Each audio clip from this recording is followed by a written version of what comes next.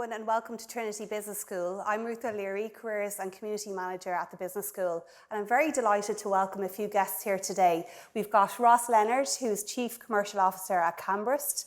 We have Sinead Kilkelly, who's Chief People Officer at Poseran, and we also have Anne-Marie Ramsey, who is Strategy and Operations Director at Indeed. So you're all very welcome here today, and of course welcome to our MBA alumni and students online, and also here with us today at the audience. So I'm really just going to start to ask a few questions about each of our panellists. So perhaps you could introduce yourselves, please, and tell us a little bit about your career since joining the MBA. Sure, I'll go first. So my name is Ross Leonard. I'm the Chief Commercial Officer at Generalist, which is an Irish fintech. I did the MBA, finished the MBA. I was actually trying to remember earlier when I was talking to Sinead, when did I finish the MBA? But I think I finished in 2012. And I'd lived abroad for a number of years beforehand. So I'd lived in London and Australia working in various finance roles and came home and joined one of the Irish banks, really in the sort of that save the bank type mode when we were that time of the Irish financial history when sort of the banks weren't necessarily going to survive and there was a fight to keep them alive. So I worked there for a few years, did the MBA, then joined, became the head of one of the cards functions in the bank. And just through the MBA and through my time in the Irish banking system and sort of overseas banking systems, I realized that sort of the pace of change kind of wasn't fast enough for me. There wasn't enough sort of progress in the sort of things that I wanted to do, and I didn't feel as responsible as I might have wanted to be. And so I decided to make a change, and I sort of headed towards the startup world and joined an early stage Irish fintech, and have been there ever since. Brilliant. Thanks so much, Ross, for sharing your story. Sinead, tell us a little bit about your career since the MBA. Thanks, Ruth. I find it very easy to remember when I did mine because I was in the class of 2000. So it was a really cool year to be the class of. And I joined the MBA. I had lived in Australia for over 10 years and I was coming back. And I was looking for that means of, I suppose, reintegration back into Ireland and trying to figure out what I would do next because I'd worked in the fire service in Melbourne for over 5 years. And I was saying, where do you go after that? Because we don't quite have the same emergency service set up here. So I did the MBA and I was very fortunate in a lot of ways. My company project was with Intel. Helen Keel and Intel was the company project sponsor. And I got a job at Intel after that. And it's been just a really positive strategic agenda that the MBA gave me, that mindset that I really didn't have prior to that. So in my move since then, it's been really important for me. I've ended up in HR, but I do HR from a real, I suppose, business strategy perspective, and the MBA definitely gave me that. And that's what I do today. I've spent 9 years out in the Middle East as well. But in a very different type of environment again, but always the MBA has been that kind of cornerstone for me in terms of how I think and the way I do my job. Brilliant. Thanks so much, Sinead. And Anne-Marie, tell us a little bit about your career, please. Yeah, sure. So I'm Anne-Marie Ramsey. I did the executive MBA, so part-time over 2 years, and graduated in 2018. So I still feel quite close, and I'm lucky enough to still work with it. I'm tutoring on the company project. Hoping to meet some of my team members today, actually. And post MBA, I took about 6 months really to unwind, because for anyone who is doing the part-time program, you feel like you're on a treadmill for 2 years, working full-time and study and everything else that goes on. So I questioned whether or not I wanted to stay in the company I was in, if there was a path for me to progress. And I had one of those moments where I realized, no, it wasn't going to happen. And that's when I started kind of my job search. And I wasn't really sure what I wanted, and I didn't know what I was actually qualified for. I knew I'd put the work in to get this MBA, and eventually I found the role on Indeed, the job site for Indeed, which was ironic that I found it there, but it was a strategy and operations role within the finance department, and I'm not from a finance background. I am not a former consultant, so I didn't really have most of the qualifications that they wanted, but I thought I'd give it a try, and I was lucky enough that they did choose me eventually and got the role. I've been there for 2.5 years, and I've recently now launched a new initiative that's it's probably not known publicly yet, but we're calling it our Next 100 Million Job Seekers Initiative, and I'm heading that up. And I've been struggling to hire. So one of the things is I'm delighted that we hired our first Trinity alumni, MBA alumni. He started last month. He did the full time last year, so he's joined my team now as lead strategist, which is great to have what I know is good stock.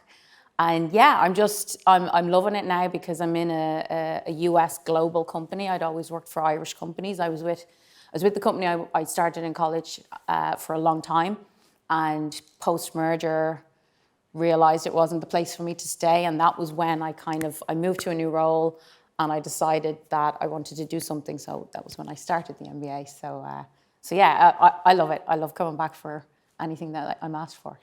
So it's brilliant to hear all these success stories. And what I've noticed is that you've all kind of risen to really high roles within your organisations and in your different sectors, but they are different sectors and different roles. So I'm just wondering, did you have a career plan, or was the MBA your career plan as you were going along? I'm the Chief People Officer at Bus Éireann, and did I ever dream that that was the job I was going to end up in? No, I didn't. But so what is life? You know, you have a plan, you think it's all going to go one way, but opportunities arise.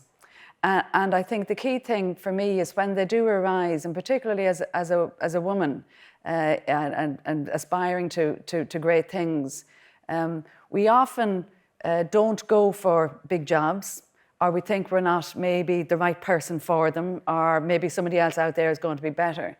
And one of the things that I've always seized the opportunity that's in front of me. It hasn't always been linear. I've worked in high-tech sector, I've worked in banking, I've worked in aviation, I've worked now, I'm in a bus company.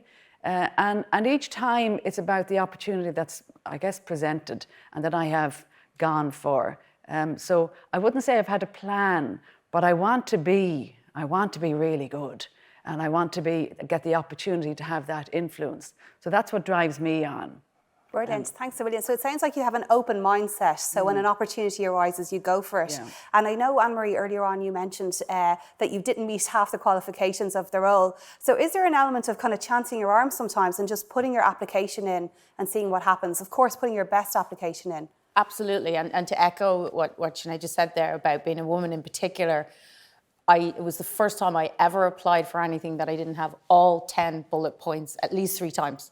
You know, I was like, no, I've only done that once, I'm not qualified. And I thought, well, what have I got to lose? I have a job, I'm applying for this, I don't know what will happen. And every interview round I went into with the same mindset of, what have I got to lose? I'll learn something from the interview, hopefully. And yeah, it is, you really do have to, you know, feel the fear and take a jump, because nobody does an MBA, in my opinion, to stay the same. Nobody wants to stay in the same role or at the same level. It's either to grow within the company that you're in, it's to change sectors, to change industry. And that's what the MBA definitely gave me, was that it opened me up to a network of people who had very different jobs and different backgrounds. And I realized that all these different skills that I could pick up would help me, because like you mentioned there about the career path, and same, I don't know exactly what job I want to get to, but I know that I want to know how the whole piece of the pie works. So I want to take a chance to work in finance, or work in product, or work in technology operations and stuff. So yeah, I think it's great to keep that mindset as you go out into your post-MBA career. That's brilliant. And Ross, what about you? Did you have a career plan? Yeah, so funny, I would have said yes, I probably did have a career plan. And my problem was that I was just unable to stick to it at any point in time. So like I kind of, like when I left my undergrad, I headed off to London to work in high finance and in the city in London. My brother was over there. I had sort of cousins over there who were all doing very well. Seemed like a very glamorous lifestyle, seemed like great fun, and thought, yeah, I'll take a piece of that. So I went over there, did that, and frankly, after 3 years, got bored and thought, actually, this isn't for me. I want something slightly different. And at the time, my now wife and I thought we'd move to Australia and give it a go over there. So again, I talked to a bunch of my brother's friends, and they were all in strategy consulting, and that sounded like fun too. So I thought I'd go be a strategy consultant and work in strategy consulting for a few years and sort of work my way through sort of executive tiers within an organization to ultimately become senior enough to make a difference in the company. And sort of 4 years later in Sydney, it was sort of like, yeah, this is fun, but you know, Sydney's a long way away and I want to be at home for when I get older. So we moved home, and the plan was to sort of replicate that career path at home. I think the problem, like not the problem for me, but what happened with the MBA for me was that the MBA kind of disrupted that career path in my mind, because I realized that sort of, you know, I think one of the things one of the things I took out specifically from the MBA is that you shouldn't settle for the company that you find. You shouldn't settle for a culture that doesn't fit you properly, or doesn't fit what you want out of a career. That and you shouldn't sit back and wait for that opportunity to find you. You got to go out and get it, and you got to go out and find both an environment, a culture, a group of people that fits your personality, that fits what you want out of things. And I realized that at that point that for me, the large corporate world, at least at this stage of my career, doesn't fit that. And then it was time for me to take a new path out of that. And like out of that, sort of like Ruth helped me, people from other career paths helped me sort of again navigate my way to find where I could fit and where I would fit like easily. And then to be honest, it was on me and my network to go and find the match. And luckily, it's funny, I met a career consultant at the start of that process, and she said to me that, look, if you want to move from the corporate world into the startup fintechy world, like it'll take you a year. Like, don't think it's going to be easy. No one's looking for 10-year career bankers to join a fintech. It's just not the skill set they're looking for. I think they need. So you got to go and it'll take you a year to go and find one. And a year later, I started a job at a fintech. Like, she was dead on. So like that's so I would say that I did have a path, but primarily because I'm a planner. Like I like sticking to a plan. I like knowing what I'm trying to do next. But like either a personality flaw on my part or something else, I threw it out every 5 years or so. And I think you make a really good point there. You can't just go out and get a job. It does take time, and you do have to prepare for it, even when opportunities come your way. So I think that's a really good point. I think for our current MBAs, it's important to start looking for jobs earlier rather than later, and to use your own network as well as the Trinity MBA network as well. Yeah, I think because I think what Amber said earlier about the fear and the prep stuff. I think when you go for jobs that you're not 100% qualified for, there is that nervousness around it. And like for me at least, like the advice I was given at the time is that you should be doing like 5 to 6 hours of prep for every interview that you go to. And you should invest in it like you're investing in time for a big presentation at work or whatever it is.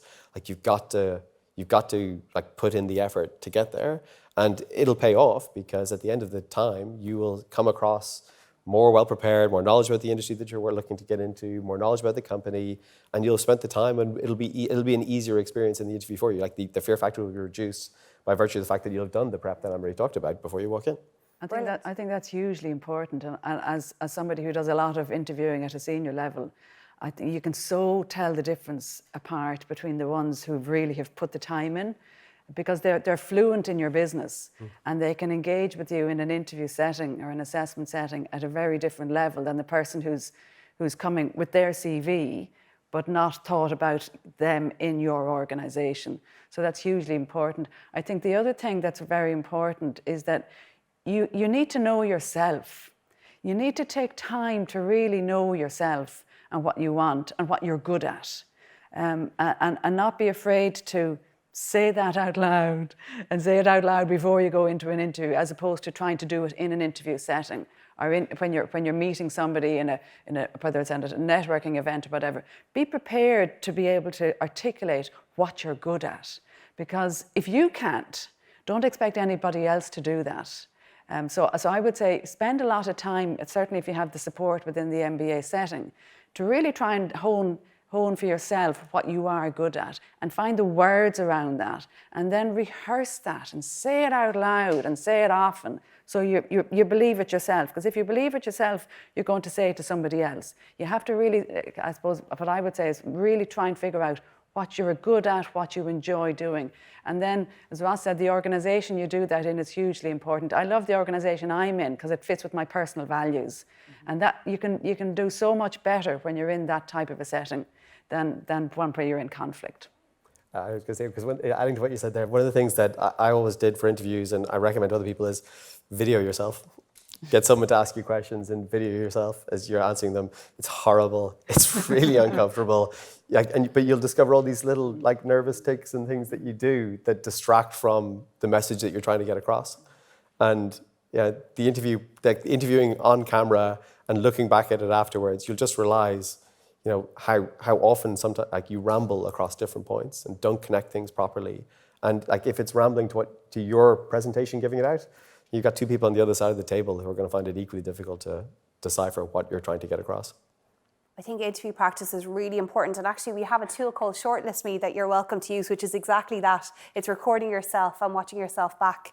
So I really recommend people use it, and not many people actually take that opportunity. We've very little take up on Shortlist Me, so please keep that in mind with the advice here. And Marie, do you have any further advice to add? Yeah, absolutely. On the interview piece as well, what Sinead said, to know your stuff, but know your story, because I'm sure you've all been in interviews before. People now are getting a bit more creative in their styles. I know when I went into my interview for this role, my now boss, he just went, "Okay, what questions do you have for me?" And I was like, I thought that was at the end. Well, like what, it threw me. And then I was like, okay, so you have to know that. And I find myself, I do it now. I probably shouldn't, because I know what it's like to be on the other side, but I do it because really what I want is people to just have a bit more of a conversation with me, so I get a sense for who they are and how they'd fit. But I'm expecting that they're going to work their experience and their impact into it, rather than, nobody wants you to just read off your CV anymore. That those days are gone, especially at the levels that you'll be applying for. So know your story, know your value, know what you're good at. There's one thing, I work with a coach now, and the first time I met her, she said, "What are you good at?" And I couldn't answer her. I could tell her all the things I needed to work on, but I couldn't, and I've worked with her now, and I know what my pitch is. I know exactly what I'm good at and why I would fit a role that I'm going to apply for. So definitely prepare. One piece I would say as well in the job search, if that's okay to talk about the practical elements. So when I decided I wanted to go for a job, I struggled for quite a while because I was searching for job titles and I was trying to figure out, what am I good at? What could I fit in? Then I was like, maybe I search for companies, So basically what I'm saying is have different strategies around your job search. How I actually found my role was I searched for the skill. I actually went on to Indeed, which is a job search engine, but use anyone that you use, or Google, and I searched for MBA.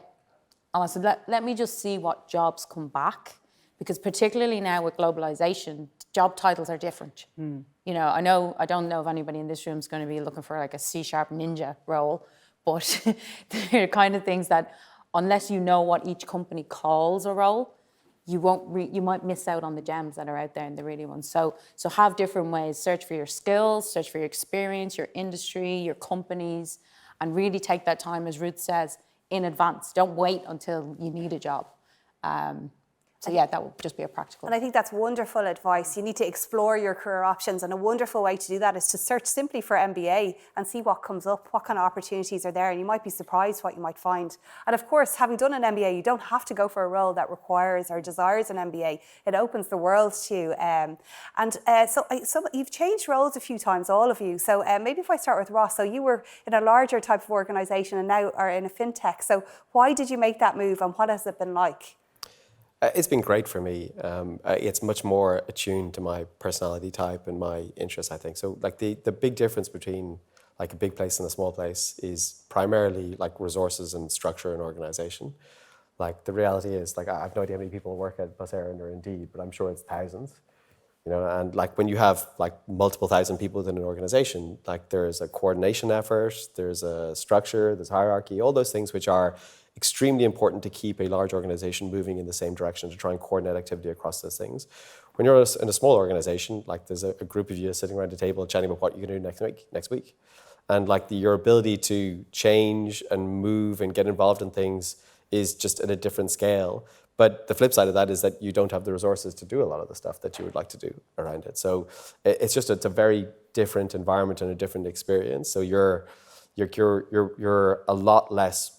You're a lot broader in what you have to do. Like the reality is I get involved in sales, marketing, operations, product development, finance on a weekly, if not daily basis, because we're a small team and you need to be able to cover lots of different roles within an organization.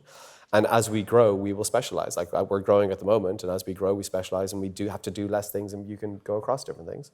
And like the reality is, when I was searching for my move into fintech, I met a bunch of people who were involved in early stage startups and sort of more mature startups. And I remember one of the pieces of advice I got which resonated with me was that like there are companies go through different stages, and you'll remember this from your MBA course around it, but like typically like 0 to 5 employees, everyone's kind of flying by the seat of their pants. No one really knows what's going on, and everyone's just trying to get to the first sale or the second sale, the first product design or whatever it is.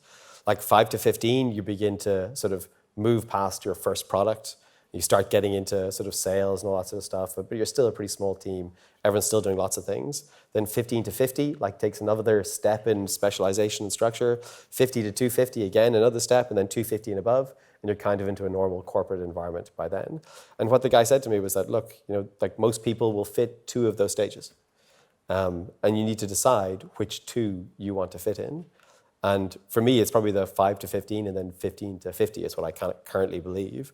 And the reality is that once my business gets above 50 employees, it probably will be time for me to move on, just because I won't fit the culture or the structure anymore around it. I probably shouldn't say that publicly with my boss listening, but like that's like they're the sorts of things that you need to think about. I think that was one of the key things for me when I was looking to make the move in from a big company into a small company, was that understanding that even small companies have different stages. And you won't fit every stage, and that's okay. And what you should do is figure out which stage you do fit, and then go for it, and go find it. And one of the questions I was going to ask is, how do you know when to change jobs? And that sounds like the key to it, like knowing the structure of the organisation and... Yeah, and like the reality is, like, you should be enjoying your job, right? You'll know, you should know, at least if you can be honest with yourself, or at least your partner, your friends, or whatever it is, should be able to tell you that like something's not right, like you're not enjoying your job at this point in time, and you need to think about it. And like your job should be challenging, it should be fun, you should enjoy the people that you're working with, and you should feel challenged within it. You should feel a little bit of pressure, I would have said, around it. There always should be a little itch, like I'm not doing enough, am I doing this right, and all that sort of stuff, just because that's the motivation that keeps you pushing. So I always think that there's a push and a pull factor in those sorts of things, but you should, like, really, for me, it was effectively me feeling slightly bored in what I was doing. And I don't mean that in terms of I knew exactly what I was doing all the time. I just didn't feel like it was what I wanted to do anymore. And it was time for me. And then there was a sort of an internal reflective process to try and figure out, well, what is it that I'm not enjoying? What is it that I don't like about my current job? And what do I need to change to go and find that thing that I'm missing? And I suspect I'll never be finished that search. And today, tell us, you've worked in Australia, you mentioned, and also the Middle East and Ireland. Yeah. So how have you known when to change jobs? I would absolutely agree with Ross. I think it's not something I've ever planned. It's time to move. I want to move in X number of months or years. But it's when, for me, there's a frustration that starts to build, that maybe my impact, I want to use it someplace else, or some factor is out of sync with what I want. And I'm the opposite to Ross. I've always worked in large organisations, and that's where I feel at my best, and that allows me to do what I do in a different environment. So I've worked in the fire service in Melbourne, which was pre-MBA, but that was an enormous organisation in Victoria. We had 40,000 volunteers, so you try and figure that one out. But I also worked for a startup. It was an airline startup, oh, wow. So it's not quite the same thing. But I worked for Etihad Airways in Abu Dhabi for 9 years. And when I started there, we were just about 9,000 employees, and when I left, we had 24,000. So that was a ramp and a scale and an acquisition and organic growth and a whole range of different things. So from a people perspective, that was hugely challenging and rewarding, and constant on your wits in terms of the types of agenda that we were driving. So that was really exciting and exhilarating. But it came to a point that, okay, time to move on again. And so when I came back to Ireland, for me, that was a big transition, and that was a big decision. There were life decisions, there were family decisions, it was career decisions, it was all of those things all in one.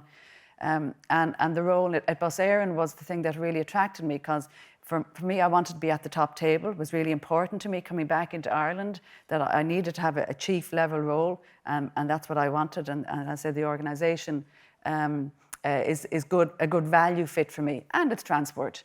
And it's been through an incredible transition over the last three plus years. So we were talking beforehand, and Ross was saying that the IR must really be all-consuming, and I don't do the IR piece. I think if I had to do the IR piece, and I said do the IR piece, I don't do I drive the strategic agenda as opposed to the operational agenda. If I had to do the operational agenda, I think that's where I'd say that's not the place for me. Time to move on again. So there's lots of different reasons why you might make a move, but fundamentally something starts to be out of kilter with what you want and what you at your best. And if you're at your best, then you'll stay where you are. But if you're not at your best, it's time to grab hold of that. And then plan. That's when you really want to, and plan probably before you get to that point, but start to be aware of the triggers for you about when it's time to move. So it seems that it's really important to know yourself and what you like and what you don't like. Would you agree with that as well, Anne-Marie? 100%. It really is about what's important to you. And it's what's important to you right now and what's going to be important to you in the next kind of 12 to 18 months, because it changes as your life changes. I actually changed role mid-MBA, and it was more of an opportunity and a consequence of new leadership coming in, but getting the tap on the head and going, hey, would you like to take a role as a product manager for this pricing product? And I said, sure. What's a product manager and what's pricing? Like, I literally had no idea, but I thought, I'm 6 months out from finishing my MBA, and right then that was what was most important to me. So I thought, I need to keep a job, I'll learn something new as well, and I'll figure out if maybe product management is for me. It's not for me, spoiler alert, because however. But I got it and I understood it, and I got to learn about kind of how tech companies, design solutions for problems rather than, I was always very much on the operational side and the data side of things. And when I think about what triggered me to change my roles, the first one was the culture. I joined an Irish company where at the time, head office, there was less than 100 of us. So it had that startup culture, even though we had retail stores. And it was in the gambling industry, so it was an Irish company, but I loved it because I loved sports. I loved the people I worked with, very, very, very clever people. And it was a real roll your sleeve up and get things done. And that was what suited me. But as I say, as time went on, I saw the culture start to change and I didn't feel as comfortable and it didn't really match with my values. So I chose to go to another Irish company that had less than 70 people, startup. Let it grow, let it learn, where you get your hands dirty with different things. But when I then made the choice to go out, and now I'm in Indeed, which obviously there's over 11,000 of us now, it was a case of me understanding again what's important to me. And at that point, post MBA, it was I wanted more. I wanted to have more impact. I wanted more responsibility. I wanted a more senior role.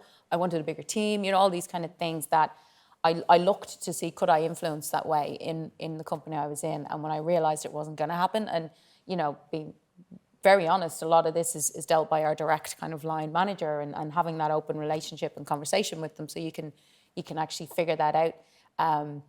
So that was what made me choose. But it really is about understanding what it is that you want to grow. Is it your skills? Is it an international experience? Is it bigger teams? Or perhaps it's something a little bit less because something outside of work has become your priority, or maybe you're doing a startup on the side or something like that, So yeah, knowing yourself, what drives you, helps you to kind of realize, because when you're so busy working, you sometimes don't realize that something has shifted so drastically until you go, oh, hang on, I'm actually not comfortable with this. I don't want to do this. And the MBA can kind of be an opportunity to reflect, can't it? I mean, you're very busy, particularly if you're doing the EMBA, but it's an opportunity to reflect and think about things and learn new things and learn new areas. So do you think the MBA helped you with your careers? Absolutely, absolutely. And I remember having a conversation with somebody who was a year behind me at some networking event, and she kind of said to me, like, did you really learn much? Mm-hmm. And it's one of those things that because you go through so many modules and you're so busy, you don't always get that time to reflect on what you've learned. And I said, actually, I think the biggest thing I learned was how to put it all together. Because I was working 11, 12 years prior to doing the MBA, and I'd been managing. I'd been in many different departments within companies. So I had a lot more experience than I knew. And I think that's what the MBA really gave me was, hang on a second, I actually know a lot more than I think I do. And now I have kind of the system thinking way of pulling it all together to know what kind of role I can drive. So that definitely helped me. Plus the network, just reaching out to people, whether they're past alumni, whether they're current classmates, and just saying, hey, can I have a chat with you and ask you some questions about how you did it? Or maybe you've found a role in the company that they've worked in and you want to ask them some questions. Always reach out. Don't be afraid to reach out. I've never known anyone who said no. So I agree with that. It's very unusual that somebody wouldn't come back to us. So thank you to the entire MBA network for that. Sinead, do you have any comments there? Yeah, it was, for me, very much similar in that I had been working for some time and I did the full-time MBA, and I don't know where that year went, but you don't do much else. You think you're going to, but it was just hugely consuming. But a really positive way of, as you say, putting everything together. That's strategic approach, but also as you're in your project teams, you know, working in such close confines with people, some of them you really don't get along with, and then others you do, and you build a whole new. For me, coming back into Ireland as I did, that was that kind of way for me to reintegrate back into Ireland. So that was really good at that time. But it opened doors that, how could I have come back from Australia, from a fire service, and landed a role at Intel in a strategic HR capacity? It just wouldn't have, well, maybe it would have happened, but I couldn't see how that would have happened. And so the MBA allowed me to do that. So it was a really important stepping stone for me into what my career now is. I don't know if it would have been the same without it. I really don't. Ross? And for me, I think it's funny, when you mentioned earlier about coming home and reintegrating yourself back into the Irish commercial life, that was, I had two reasons to do the MBA. That was one of them. Yeah. Was that because I'd never worked as an adult in Ireland at that point. So I'd left my undergrad, gone straight to the UK straight to Australia. So I had no commercial network other than my sort of friends and family in Ireland. And so that was sort of reason number one, which ticked the box. And the second one for me was that I was an economics undergrad. And I went straight into finance, and then from finance into consulting.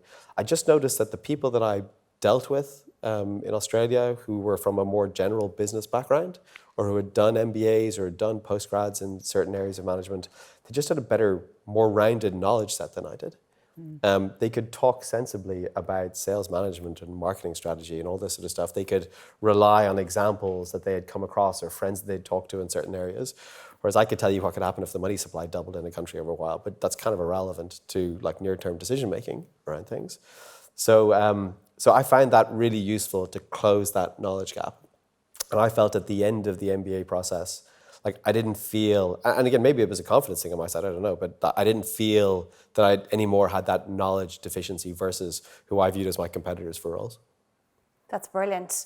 And I noticed, so you're talking about working abroad and that. Do you think there is an advantage to working abroad, and what opportunities does that leave?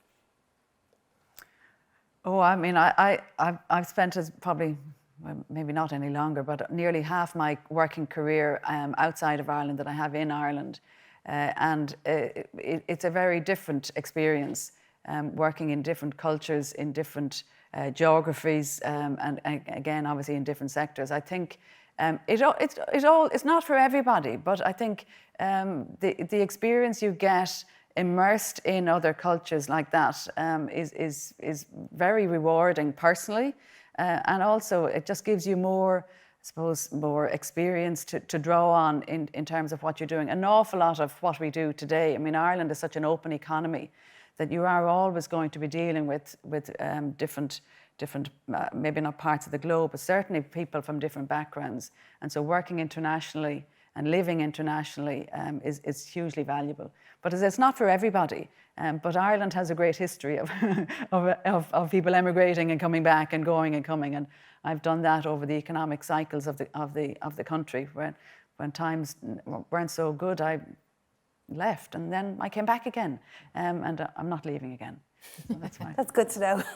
And Ross, yeah, I loved it. Like you, Sinead, I loved living abroad. I loved experiencing different. Admittedly, I only lived in London and Sydney, so it's not like they were massively different cultures to Ireland or anything like that. But it's I loved the experience. I loved meeting people from different backgrounds, from different sort of ways of doing things in different cultures, and that shaped mine. I thought that was great.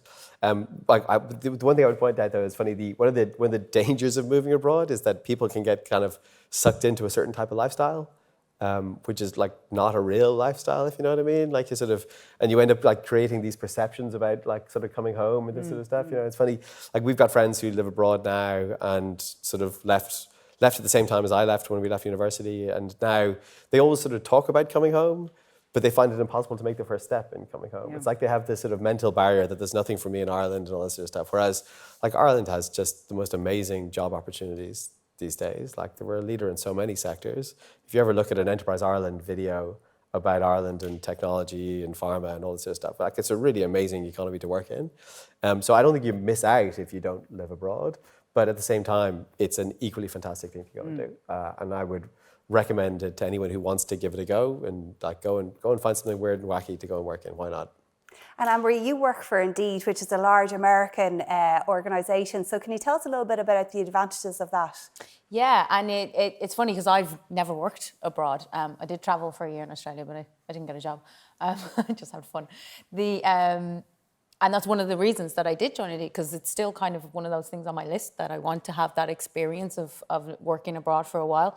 But what's really been, and particularly in the last 2 years, so we've been working from home since the 3rd of March 2020, with, to be honest with you, not much signs of going back. But what it was a great leveler, you know, for both, not just for kind of hierarchies, but also for what country you're in, or what country that you're working in, or what office.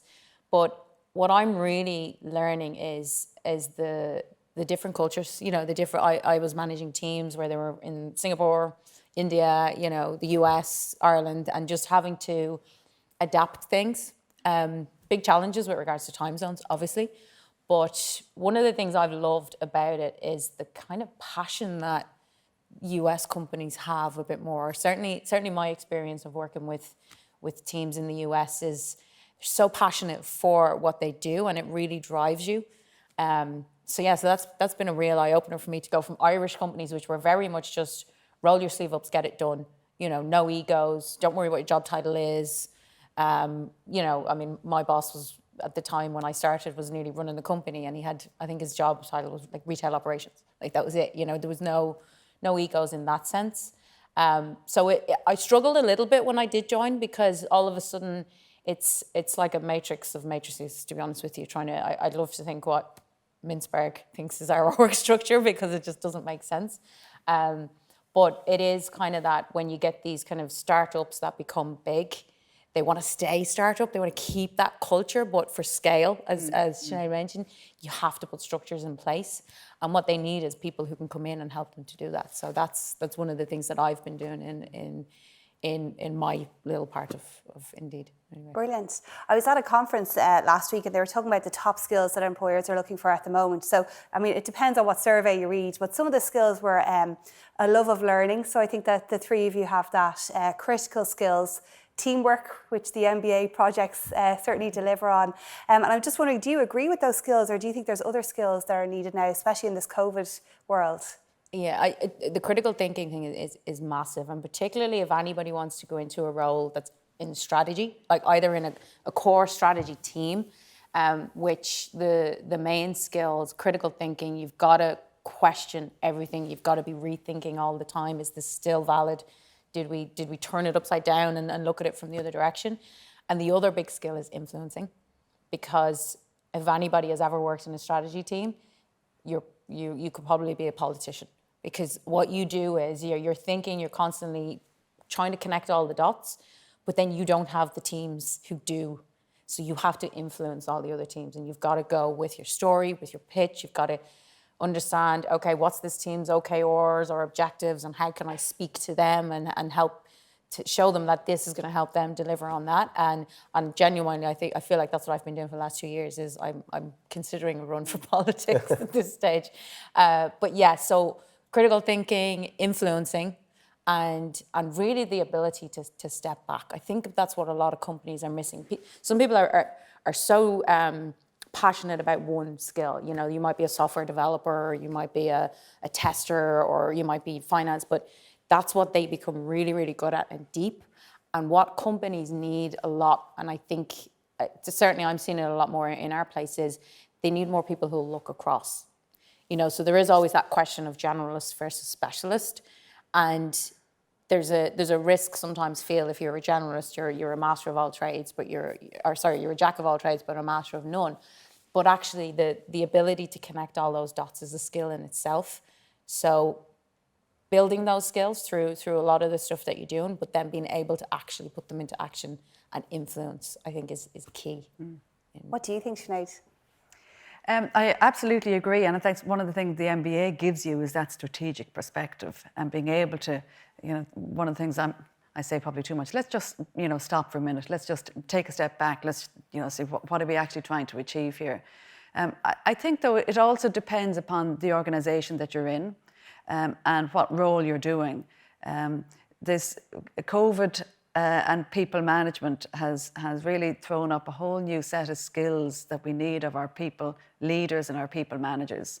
And the term at the moment is all about empathy.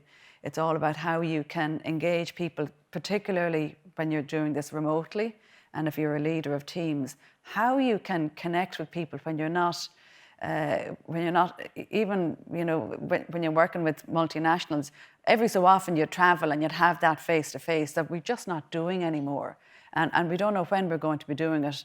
So that ability to relate to people and to be able to relate at a very human level is what everybody's looking for right now.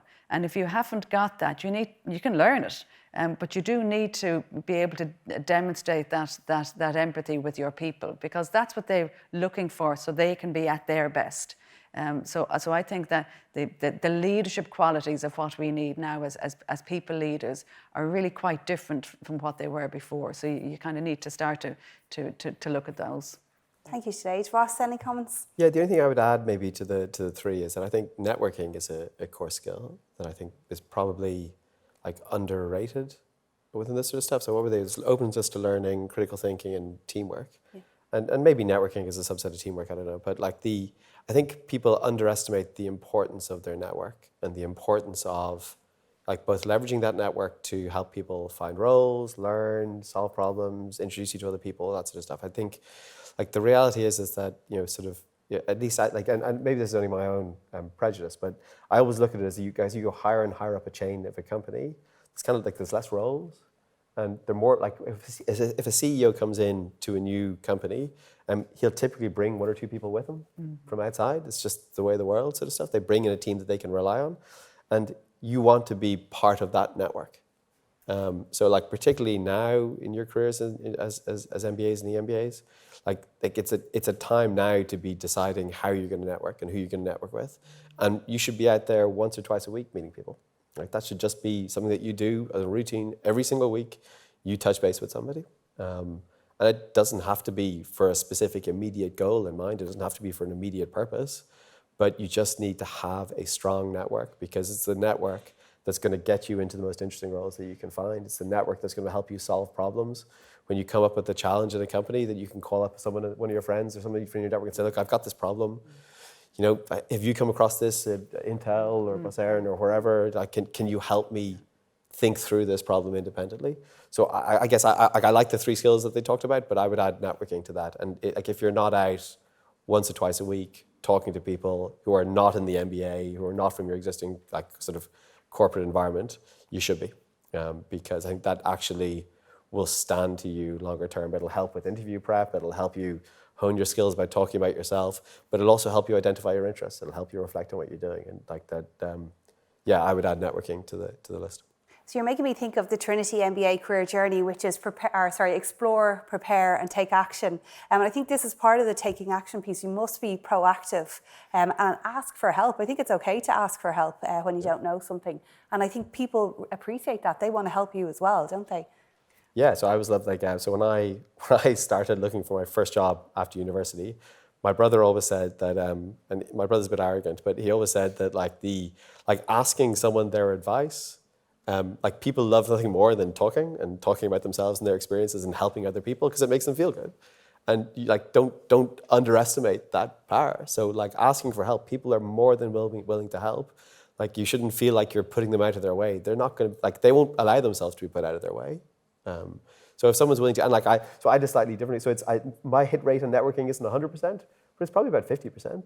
And that includes me sort of randomly LinkedIn connecting with people and saying, hey, look, I'm interested in getting to this space. Do you have 10 minutes?